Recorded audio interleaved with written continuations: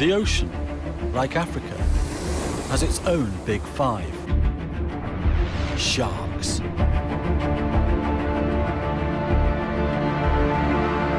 Shark.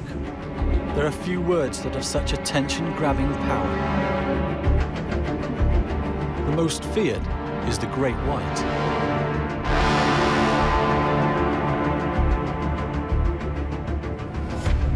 There's also the biggest fish in the ocean, the whale shark. Most sharks swim alone or in loose groups, but hammerheads can congregate in their hundreds. To be surrounded 360 by sharks is for some a must-do experience. The tiger of the ocean is one of the few sharks that is known on rare occasions to kill people. But the bull shark claims the title of the most dangerous to humankind.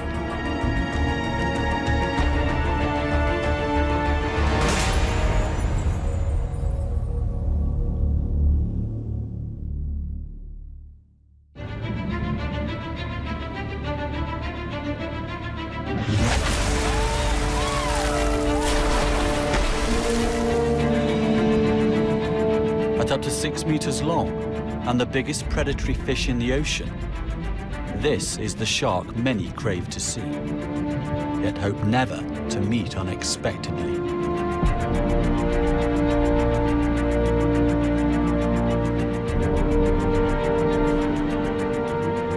Close encounters from a boat provide a powerful natural high. It's a definitive adrenaline buzz that's only topped by cage diving with these awe-inspiring fish.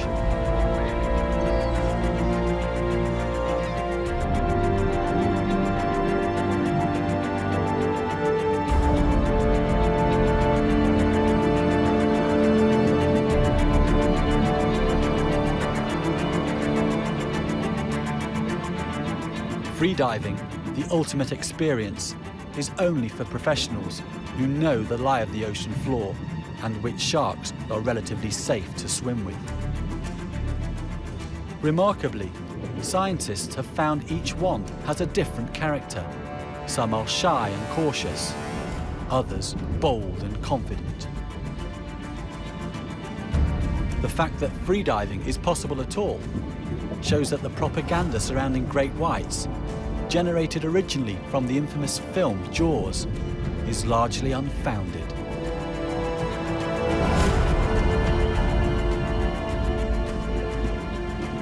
This monster movie terrified audiences. It exploited the iconic image of the dorsal fin as a symbol of death at sea.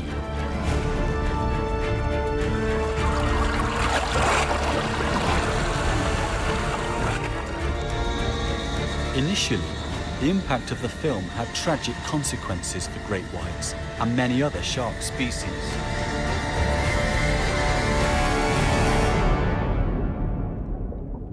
Jaws did irreparable damage to the great white shark's reputation. Every time there's another shark attack, panic reactions and hyped press coverage reinforce the old stereotype. Killing sharks was regarded as ridding the sea of a pestilent menace. But sharks have been in the ocean for 400 million years. They deserve our respect and to be better understood.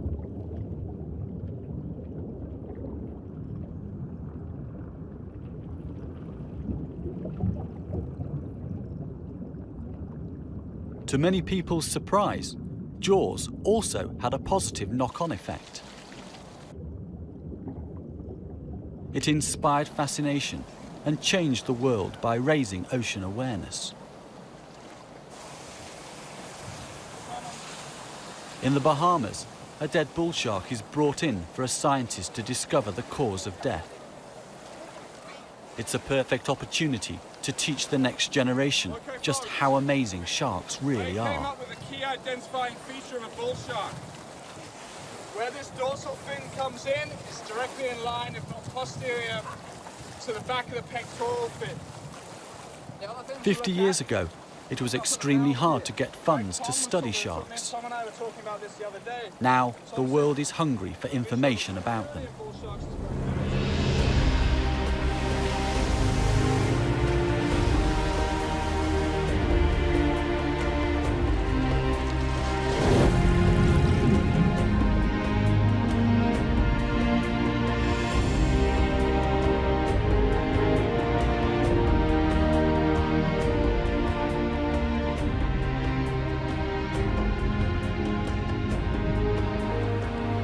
Marine biologists and educators have urged people to shed the perception of the great white shark as a vengeful, man-eating machine in favour of a complex, misunderstood, ancient sea creature.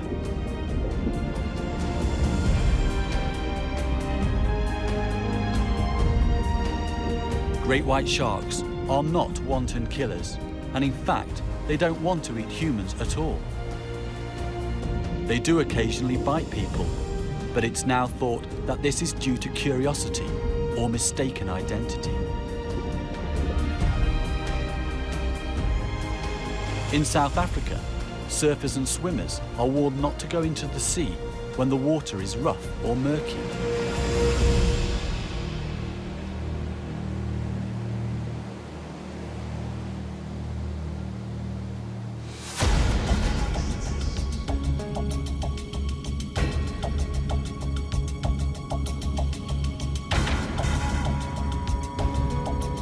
When they can't see clearly, great whites are thought to mistake the outline of a swimmer or surfer for seals, their natural prey.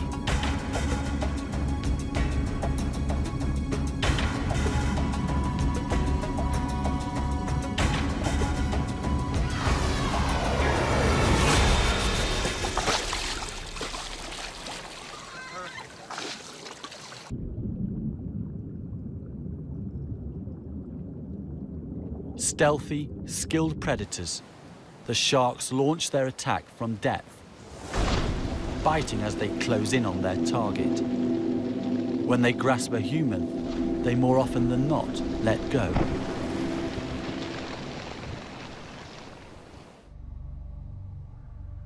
The triangular serrated teeth of the great white are efficient cutting tools for biting large chunks from mammalian prey. Tragically, for their mistaken human victims, their first bite can cause fatal damage. The reason they let go is because it's thought that people are not nutritious enough for great whites to be worth hunting.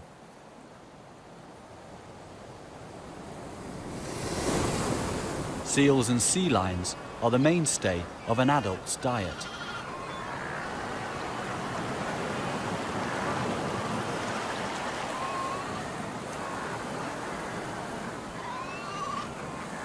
These marine mammals have a good layer of blubber to keep them warm in a cold sea.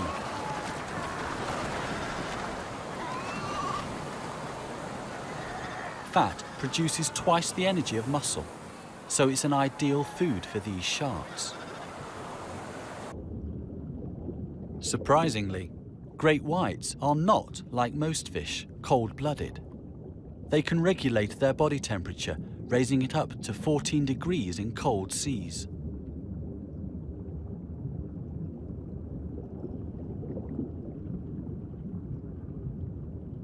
Being relatively warm-blooded is one of the factors that have allowed great whites to inhabit temperate waters that are too cold for many other shark species.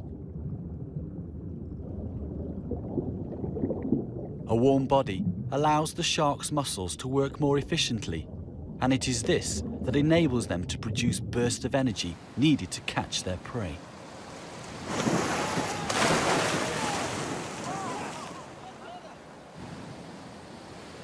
The great whites living off the coast of California hunt elephant seals, as well as sea lions and harbour seals.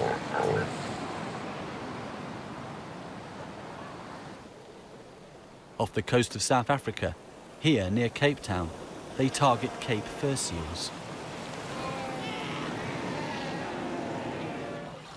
The common name, white shark, is a misnomer.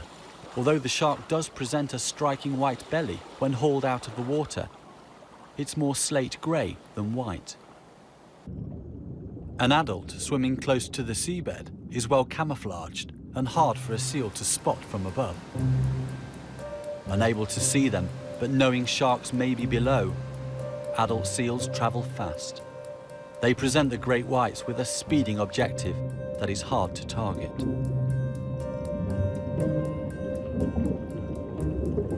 Pups, still learning to perfect their swimming skills, are easier to catch.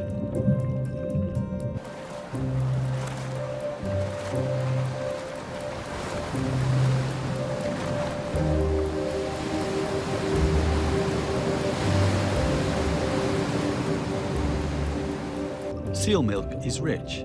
The pups grow fast, and at weaning, 50% of their weight can be fat. The seals give birth on offshore islands. Researchers have found that the sharks congregate near the islands when the weaned pups have to venture into the open ocean to hunt for fish.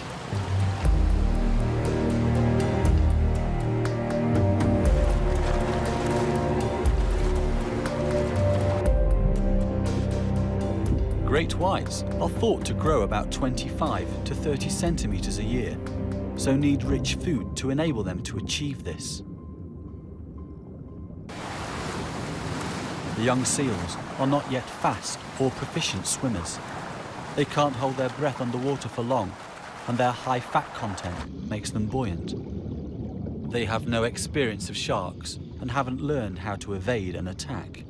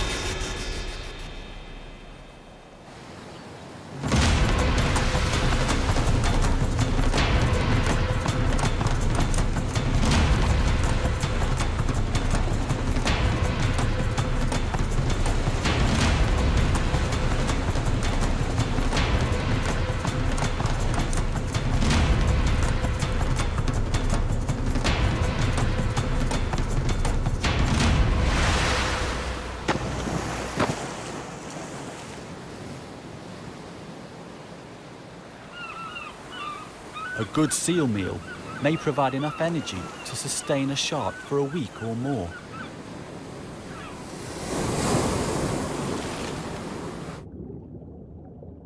The sharks themselves bear the unmistakable tooth marks of their own kind.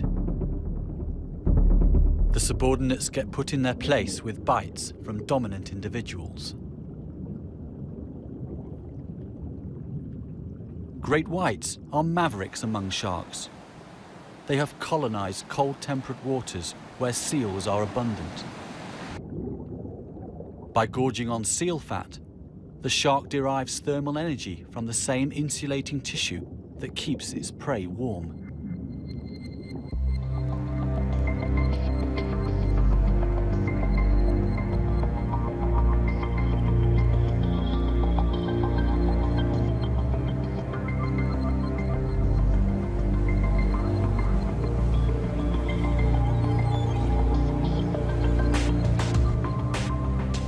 And they can travel great distances. Research has shown that sharks from California can swim to Hawaii and back. Another tagged in South Africa showed up in Western Australia. There's new information about their movements and habits off the coast of South Africa.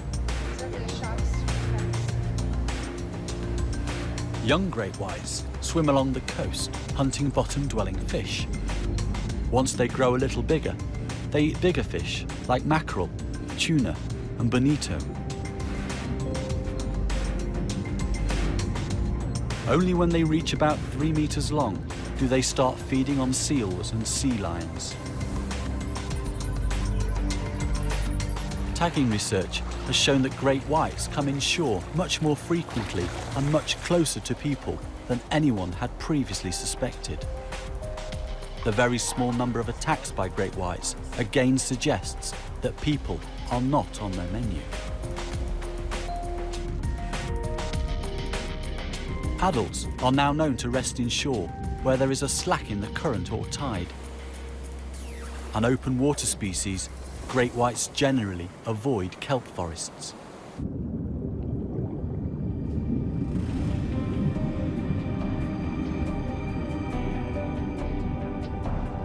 Smaller species, like the pajama and other cat sharks, seek shelter in the forest.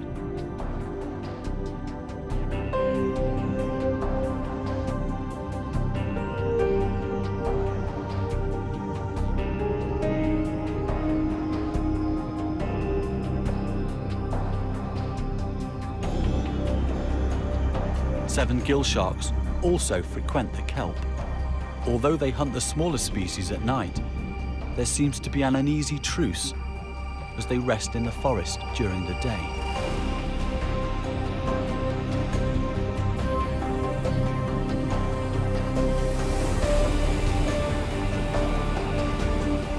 While some great whites stay near the coast all year round, others move offshore and remain in deep water for 4 to 6 months.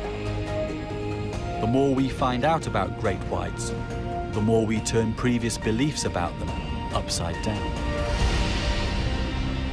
Fascinating and intriguing they are. Wanton man-eaters they are not.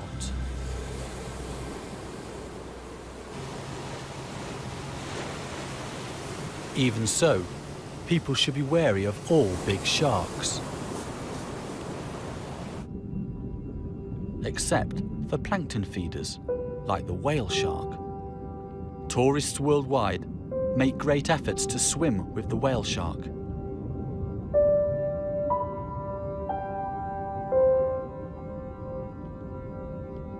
Despite being the world's largest fish, it is no threat to us.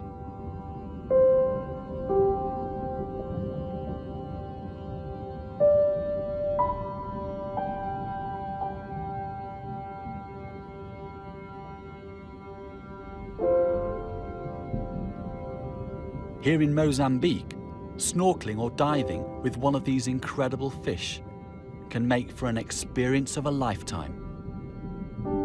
It's one that is on a par with seeing Africa's better-known terrestrial and iconic Big Five: lions, rhinos, leopard, buffalo, and elephant. Whale shark ecotourism is worth millions of dollars annually worldwide, with many small communities benefiting financially.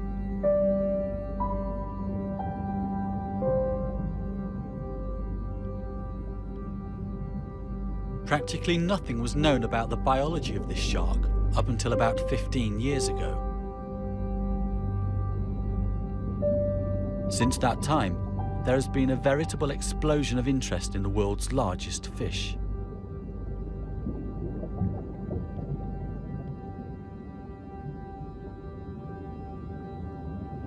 A fish, not a mammal, the whale shark originated about 60 million years ago.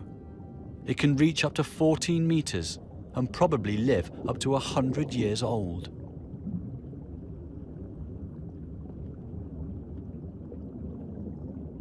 It is migratory and seasonally turns up at regular food sources.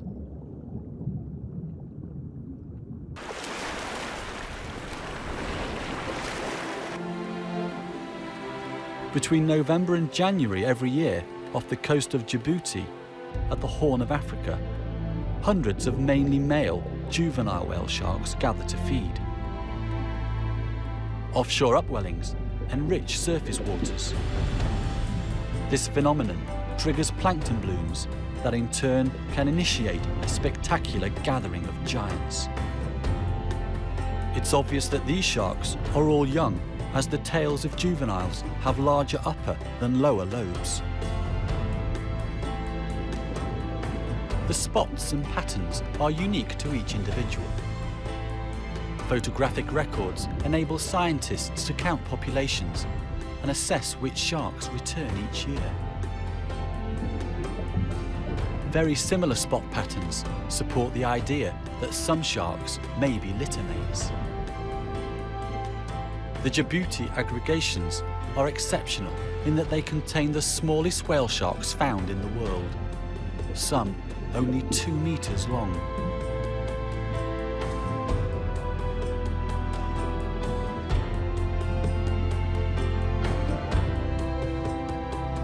It's thought that at this length, the sharks are just reaching their first birthday. Where they are born and spend their first year of life is unknown.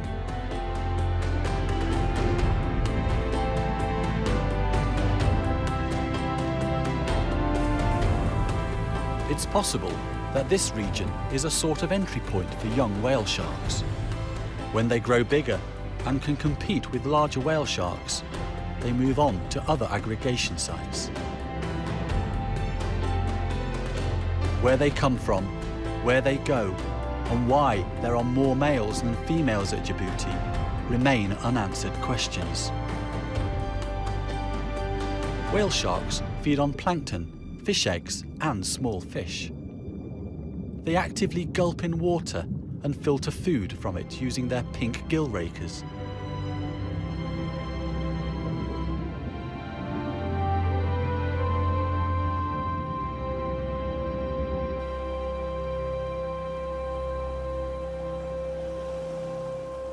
The sharks feed day and night, maximizing their intake when food is available.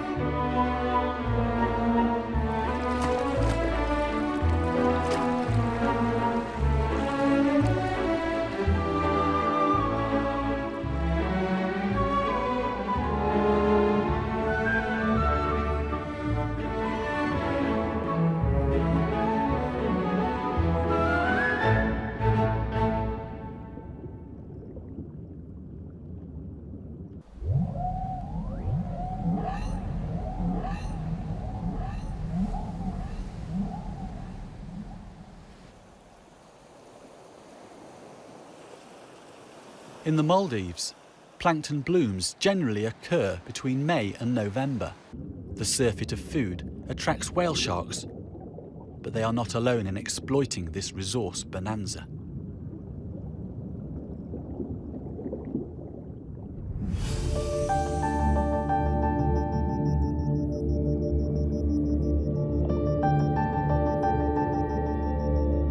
Spectacular feeding trains of hundreds of manta rays glide by in a steady stream.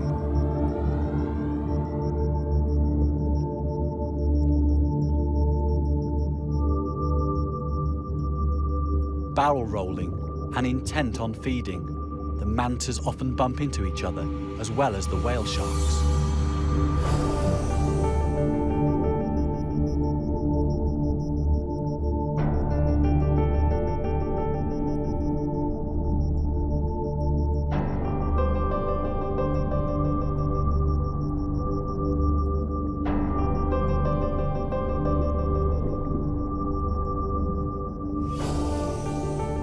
When the plankton sinks to the seabed, the mantas bottom feed, turning their cephalic lobes outwards rather than inwards to maximize the flow through their gill rakers.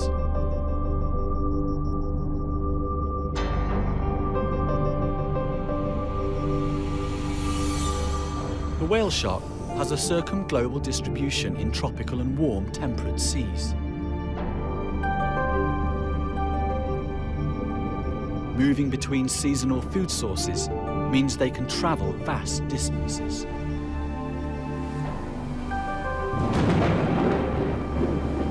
The longest recorded whale shark journey spanned 13,000 kilometers and took over 36 months.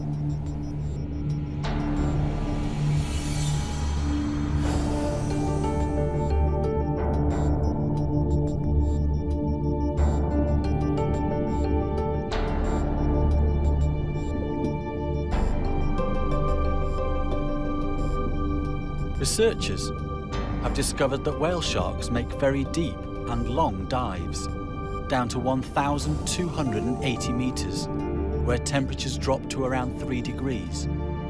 This is the deepest dive of any shark.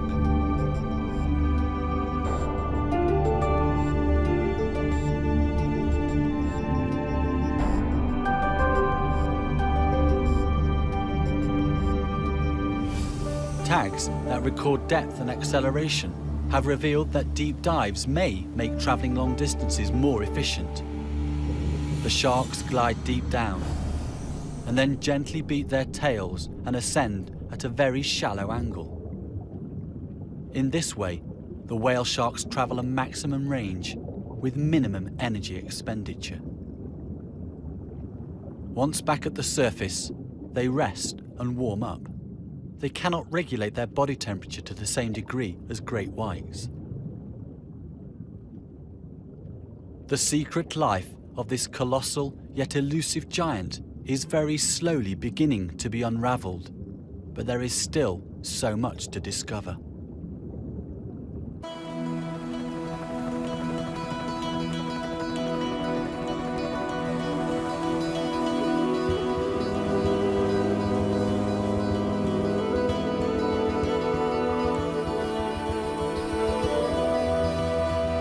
In Scottish waters, another huge ocean traveller, the basking shark, is the second largest living fish. While not in the top 5, it is a close contender, so deserves recognition. Recent research has revealed cutting-edge discoveries about this shark too.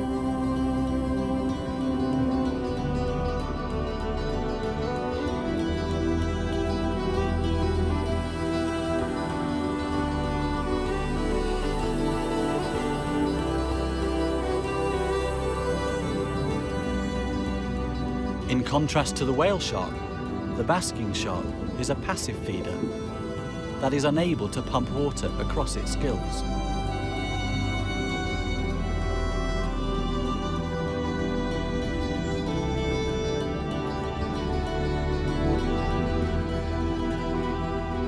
The plankton that it feeds on is filtered out by pinkish brush-like gill rakers.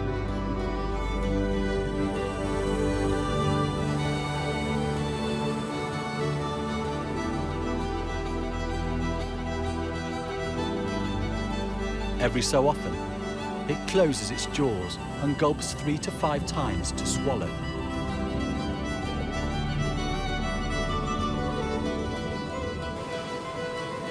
Basking sharks are seen feeding at the surface, but as deep-sea shrimps have been found in their stomachs, it's apparent that they feed at depth as well.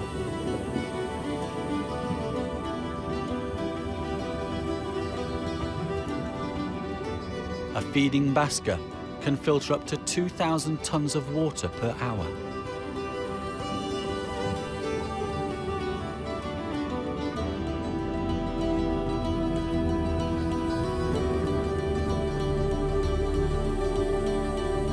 Many adult basking sharks bear white scars.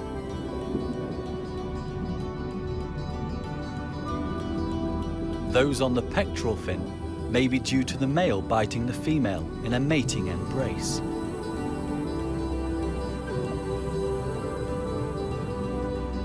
The sharks rubbing against one another during courtship can result in abrasions on their noses.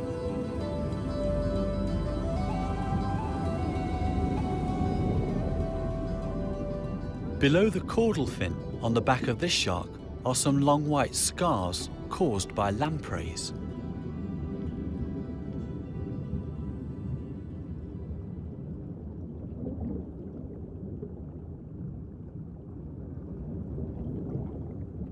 Lampreys are eel-like, jawless, primitive vertebrates. These are parasitic, feeding on the flesh and fluids of their hosts.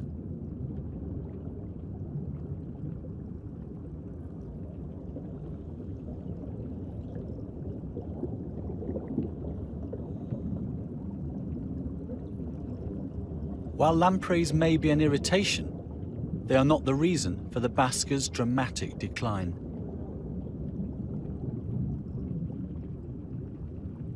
Basking shark numbers are now at an all-time low.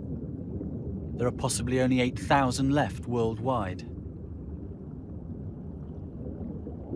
They're protected in British waters, but recent research has shown that this is not enough. Satellite tags have revealed that some of these sharks make remarkable transoceanic migrations. A female tagged off the west coast of England travelled over 9,500 kilometres, sometimes at a depth of around 1,200 metres, all the way to Newfoundland, off the east coast of Canada.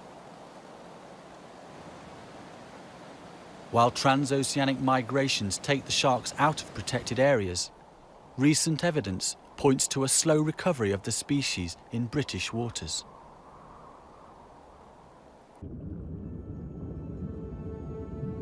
No such positive story for the scalloped hammerhead.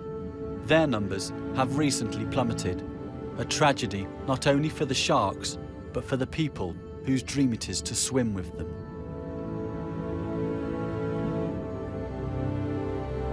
Spectacles like this off the coast of Costa Rica are high on many divers' must-see list.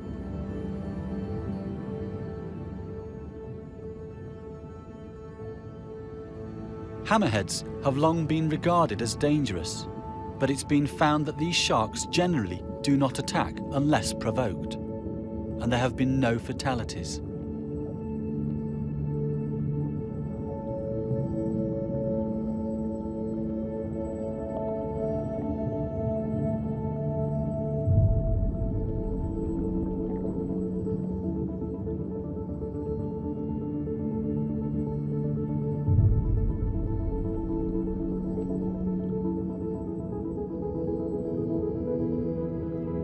Hammerheads have a fused upper jaw and small mouth. They're not adapted for prey the size of humans, but to grab fish, squid, octopus, and crustaceans.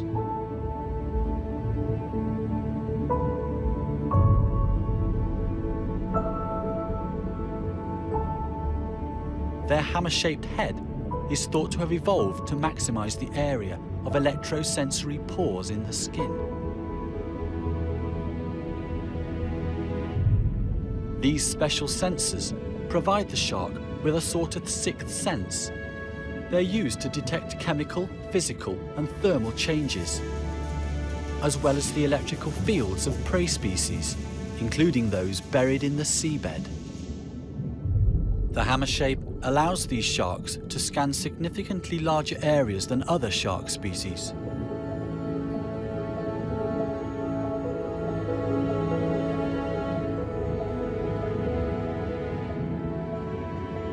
The positioning of the eyes, mounted well out on the sides of the head, also give them good 360-degree vision, so they can see above and below at all times. Just like humans, scalloped hammerheads can get a suntan. When swimming in shallow water or close to the surface, shark skin produces more of the pigment melanin and darkens considerably to protect sharks from the ultraviolet light of the sun.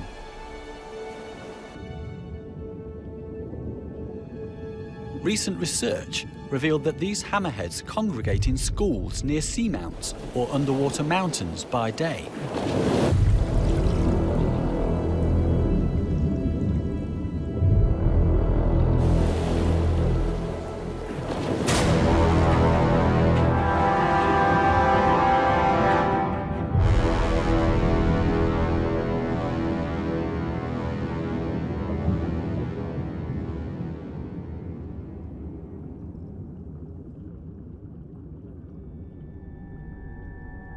The mount is a vital cleaning station where wounds can be tended and parasites and dead skin removed by cleaner fish.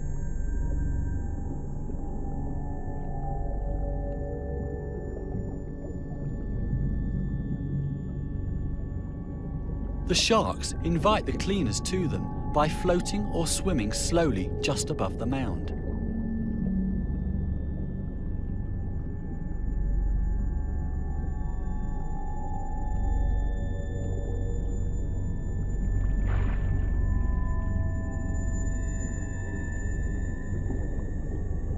Hammerheads are not the only sharks around the seamount. Threatened white-tip reef sharks rest in sheltered crevices. These small sharks can suck water into their mouths and pump it out over their gills to breathe. Unlike the hammerheads, they can remain stationary to sleep during the day.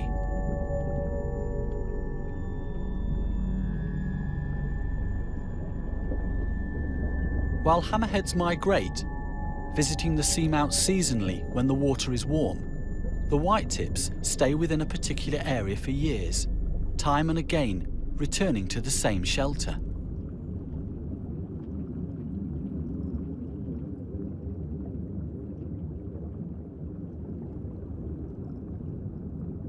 Why hammerheads should swim in schools was a mystery.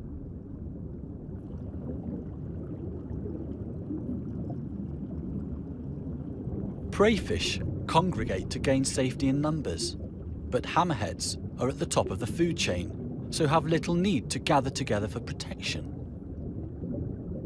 Painstaking research using video cameras and acoustic tags has revealed the schools may be mating aggregations. Most of the sharks are females that compete with each other for a central position.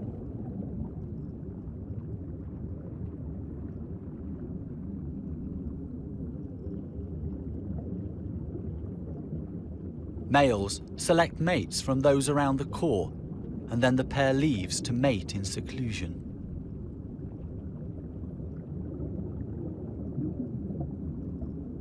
At night, hammerheads swim out, each one alone to feed up to 20 kilometers away. The white-tip reef sharks also become active after dusk, but they hunt in groups.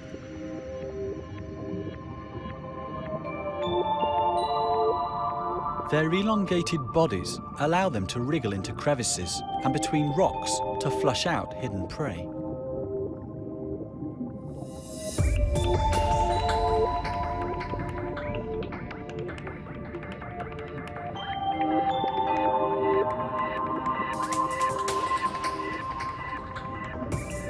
A turtle is unfazed by the pack of sharks and carries on picking algae off the rocky seabed.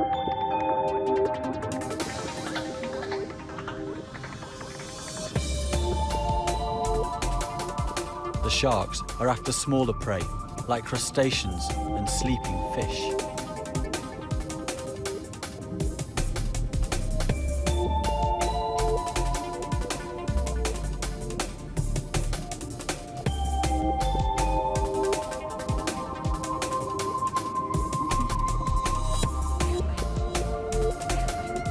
Flushed from a hiding hole, fish face a host of hungry mouths.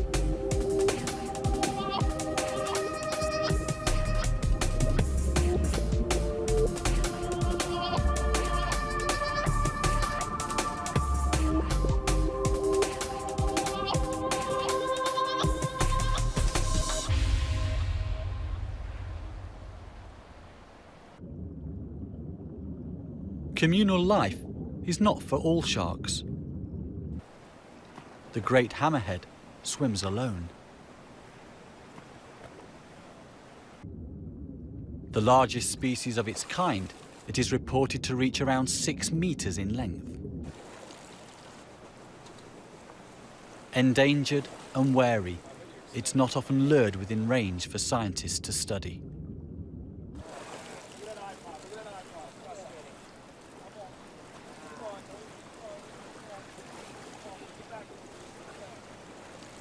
Although potentially dangerous, it rarely attacks humans. It sometimes behaves inquisitively towards divers and, like all large sharks, should be treated with respect. Great hammerheads are heavily fished for their large fins for the Asian shark fin soup trade. In some areas, numbers are down by 80%.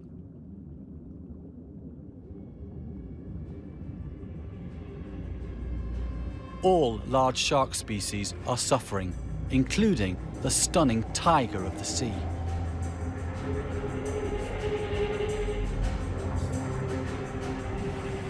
Striped like its namesake, this shark not only shares a title with the world's biggest cat, but also a reputation as a man-eater.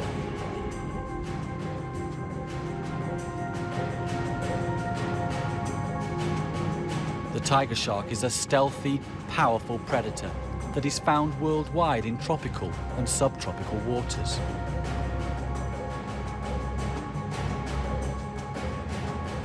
They are opportunistic feeders that will scavenge and are sometimes known as the trash cans of the seas. They do occasionally kill people, but are not manhunters.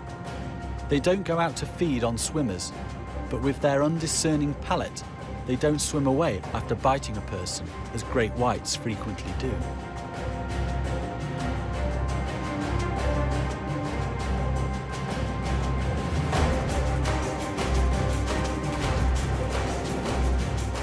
Recent research in South Africa has shown that the larger tigers tend to stay offshore. Only the younger, immature sharks come inshore, and when they do, they avoid people and divers. This better understanding reveals that tiger sharks are not as dangerous to humans as previously thought. Many tigers spend time in deep open ocean far offshore, then move inland to shallow seas. They have the ability to drastically switch their habitats comfortably. Few other shark species show this flexibility. One that does is the bull shark. This large predator is just as at home in deep seas as it is in shallow coastal waters. People enter its domain on a daily basis. This close proximity to humans and the shark's bold, inquisitive and fearless nature make it the most dangerous of all sharks. It's thought that it was probably bull sharks, not great whites, that caused the deaths of the 5 people bitten and killed in 1916 that sparked the story of Jaws. Bull sharks get their name from their short, blunt snout, as well as their pugnacious disposition and a tendency to headbutt their prey before attacking.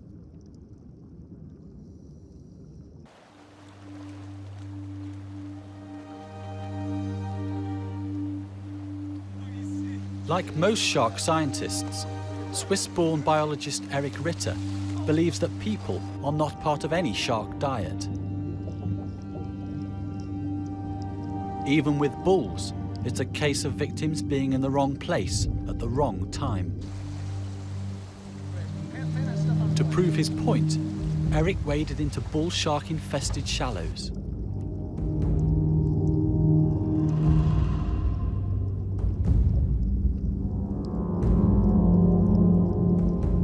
Keeping relaxed, with his heart and breathing rate low, he walked among them.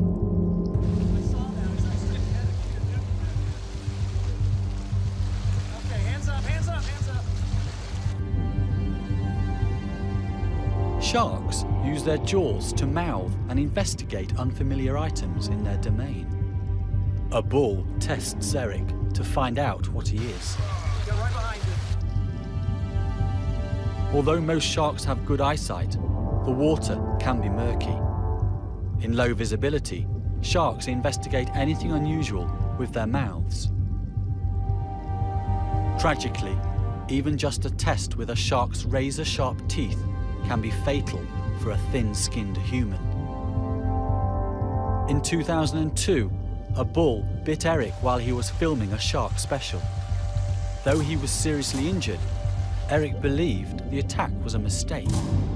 He said that the shark took an exploratory bite and then got stressed.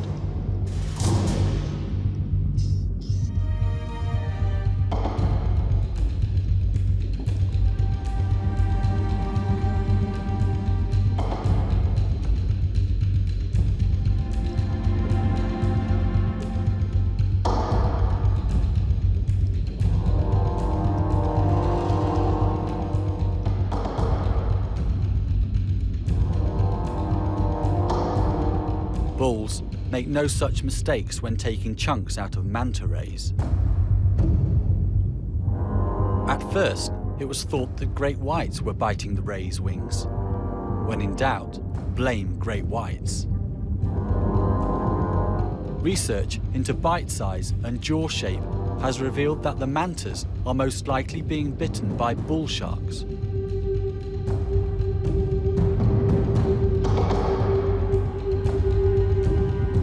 Like scalloped hammerheads, the mantas regularly visit seamount cleaning stations.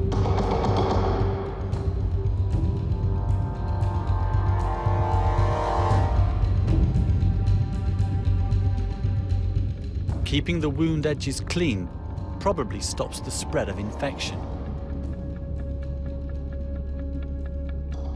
No one knows where or when bull sharks target these rays. In some areas, bull sharks don't bite rays at all. Perhaps it's learned behavior, with sharks copying each other in specific locations to perpetuate the hunting technique.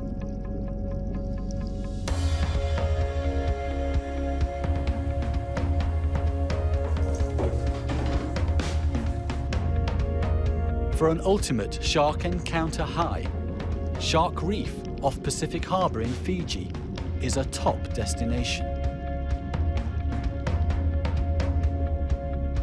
Here, people can dive with bulls and 7 other shark species. To attract the sharks, local divers collect fish heads and offal from a fish factory. The bait is lowered into place in wheelie bins.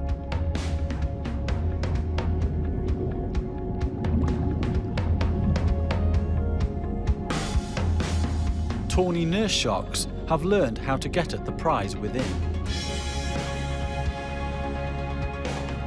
Thousands of fish congregate to pick up scraps and grab what they can. Sharks are vital to the health of the ocean. Take them out and the pyramid that is the food chain collapses and the ocean becomes out of balance. We all need the ocean to absorb carbon dioxide and recycle fresh water.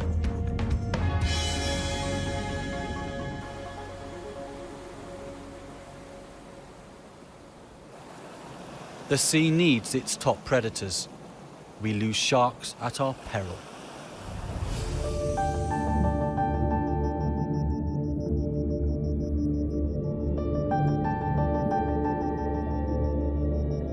It may seem foolhardy to hand-feed bulls, but the Fiji shark divers know how to work and swim with them safely. The sharks are conditioned through food rewards to approach only from one side and to take food from one particular diver, identified by their different coloured hoods.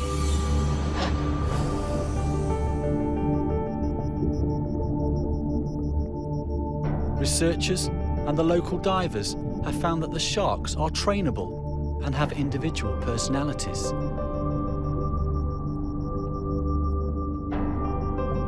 The feeders know which ones are very gentle and which ones need reminding of their manners occasionally.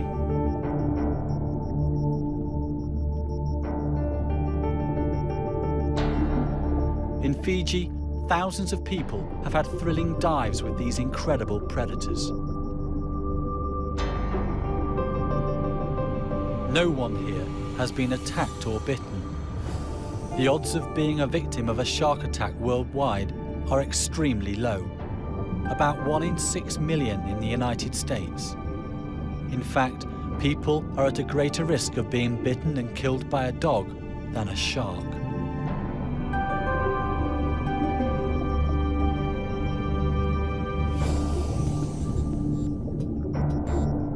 The opportunity for such close encounters like this with bull sharks is a truly amazing experience. An ultimate shark high.